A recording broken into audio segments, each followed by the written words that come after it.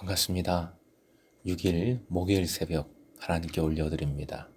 함께 날 구원하신 주 감사 찬양 부르십니다.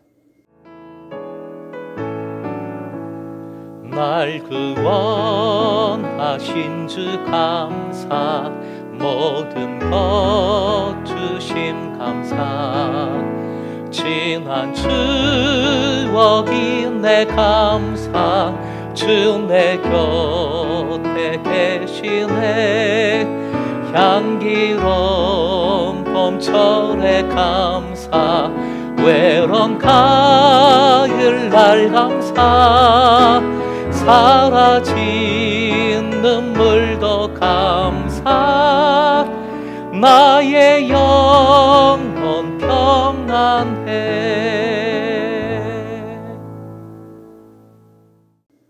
오늘 말씀 마태복음 7장 7절에서 12절, 7절부터 12절까지의 말씀입니다.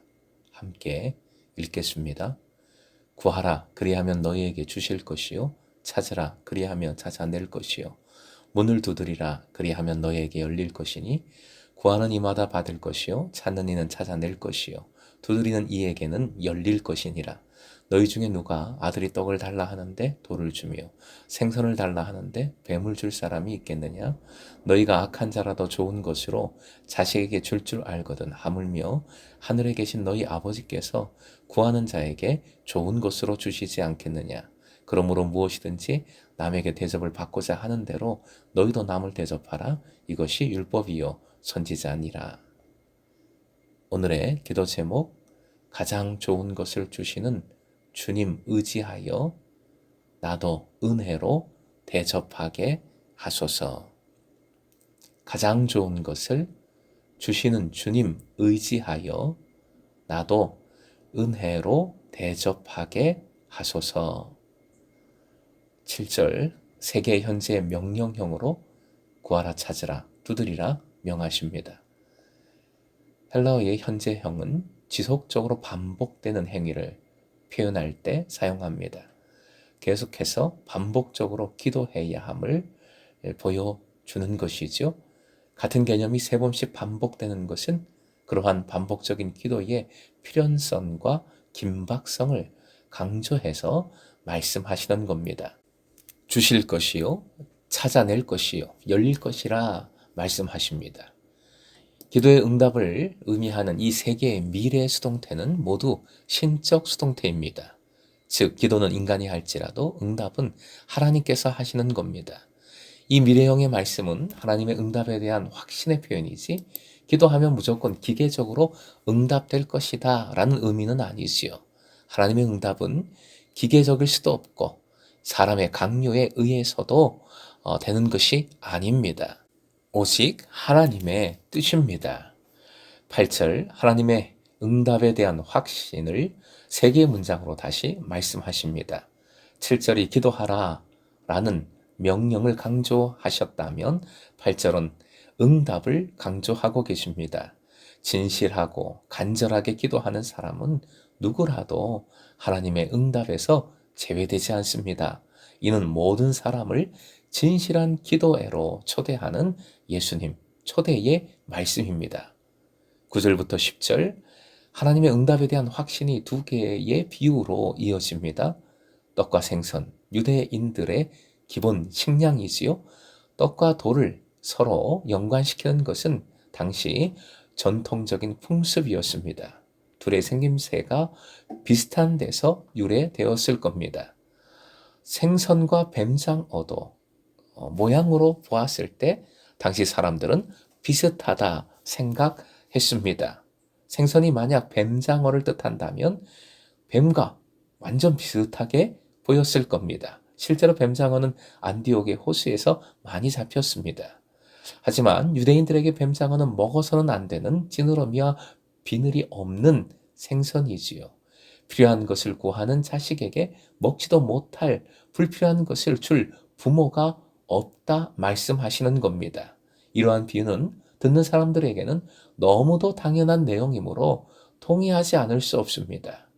11절, 부자시간이라는 인간적으로 가장 자연스럽고 진한 사랑의 관계에서부터 하나님의 사랑을 이끌어내는 것은 예수께서 자주 사용하는 방법이시지요. 제일 유명한 말씀이 탕자의 비유, 즉 아버지 사랑의 비유입니다. 악한 자라도 좋은 것으로 자식에게 준다는 말씀에서 악한 자는 인간 자체가 악하다는 것이 아닙니다. 하나님과 비교해서 그렇다는 것이지요. 인간의 악한 본성, 즉 하나님과 인간 사이의 질적인 차이를 강조하신 말씀입니다. 그러한 인간인 너희도 구하는 자식에게 좋은 것을 주려고 한다면 하물며 절대 선이요 사랑이신 하나님께서는 구하는 자에게 좋은 것을 더 주시려고 하지 않겠느냐. 역시 반박할 수 없는 확실한 말씀을 전하고 계십니다. 11절 아버지께서 주시는 좋은 것이란 누가복음에서는 성령님이십니다. 어찌되었든 좋은 것은 포괄적인 의미에서 하나님께서 주시는 것입니다. 하나님께서 주시는 것은 모두 다 좋은 것입니다. 좋은 것이 구체적으로 뭐냐가 중요한 것이 아니라 하나님께서는 어떤 분이신가 하는 것이 초점입니다. 즉 하나님께서는 하늘아버지로서 자녀들에게 반드시 좋은 것을 주시는 분이심을 믿으시기 바랍니다. 이어서 예수께서 요약한 구약 성경에 있는 하나님의 가르침은 바로 12절 황금률입니다. 율법과 선지자라 하셨습니다. 예수님은 이런 표현으로 구약 성경의 율법을 다른 곳에서 요약을 하신 적이 또 있지요. 사랑의 이중 계명이라고 하는 하나님 사랑, 이웃 사랑입니다. 그러므로 황금률과 사랑의 이중 계명, 하나님 사랑, 이웃 사랑은 상호 연관되어 있습니다. 황금률은 한마디로 이웃 사랑의 계명을 구체화한 것이라 할 수 있습니다. 사실 황금률은 보편적인 윤리였습니다. 황금률은 기원전 5세기경 헬라의 소피스트 철학자들에게서도 발견이 됩니다. 그 후로도 계속 인기를 얻었던, 각광을 받았던 윤리입니다. 또 동양의 유교나 인도의 윤리 사상에서도 찾아볼 수 있습니다. 인류의 보편적인 도덕적 원리가 황금률입니다. 유대교도 마찬가지입니다. 기원전 20년경에 살았던 랍비 힐렐은 율법의 요체를 묻는 한 이방인에게 다음과 같이 말했습니다. 당신에게 싫은 일을 다른 사람에게 행하지 마시오. 그것이 율법의 요체이며 다른 것들은 모두 그에 대한 설명일 뿐이요. 예수님의 황금률에서 세상의 윤리와 다른 특이점을 찾기는 어렵습니다. 그런데 그 특이점은 다름 아닌 예수님 자체에 있습니다. 즉 누가 이 가르침을 전하였는가 말하였는가가 중요한 것이지요. 산상설교의 황금률은 그 내용이 특별하기 때문에 훌륭하기 때문에 기독교적인 것이 아니라 자신의 목숨으로 죄인을 대접하신 예수 그리스도의 가르침이기 때문에 기독교적인 것입니다. 또한 예수님의 황금률은 나에 대한 상대방의 태도를 나의 행동의 기준으로 삼는 윤리가 아닙니다. 남에게 받기를 기대했던 그것이 실제로 나에게 주어졌느냐에 대해서는 관심하지 않습니다. 다른 사람에게서 받기를 기대하는 행동이 내 행동의 출발점이 됩니다. 결국 다른 사람의 행복이 내 행동의 원리가 되어야 함을 가르쳐 주신 겁니다. 더 나아가서 황금률은 산상설교 전체의 맥락에서 해석되어져야 합니다. 즉 복수하지 말고 원수를 사랑하라는 산상설교의 핵심과 이 산상설교자가 누구십니까? 십자가를 지신 예수님이시지요. 이 사실이 가장 중요합니다. 역지사지의 사세는 희생을 요구하는 이웃 사랑이기 때문이지요. 그러므로 황금률은 원수를 위해서 죄인들을 위해서 십자가를 지신 예수님의 나를 따르라, 나를 본받으라 라는 요청인 것입니다. 사랑하는 금성의 제자 여러분, 구하고 찾고 두드려야 합니다. 하지만 결과를 먼저 붙들고 구하고 찾고 두드리시면 안 됩니다. 하나님을 전적으로 신뢰함으로 가장 좋은 것을 주시고자 하시는 기도의 응답을 믿음으로 기도해야 합니다.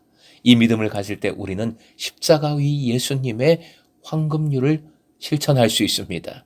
즉, 내가 원하는 것을 넘어서서, 그것도 상상 초월로 넘어서서 가장 좋은 것을 이미 내게 주신 예수님의 은혜를 붙들고 그 은혜를 상대방에게 행하는 대접으로 담아낼 수 있는 것입니다. 사랑하는 금성의 제자 여러분, 오늘도 구하고 찾고 두드리는 가운데 응답해 주시는 주님을 신뢰하고 그 신뢰로 다른 일을 제대로 대접하는 여러분 되시길, 그래서 가장 좋은 것을 더하여 주시는 아버지의 사랑 안에 거하는 여러분 되시길 주님의 이름으로 축원드립니다.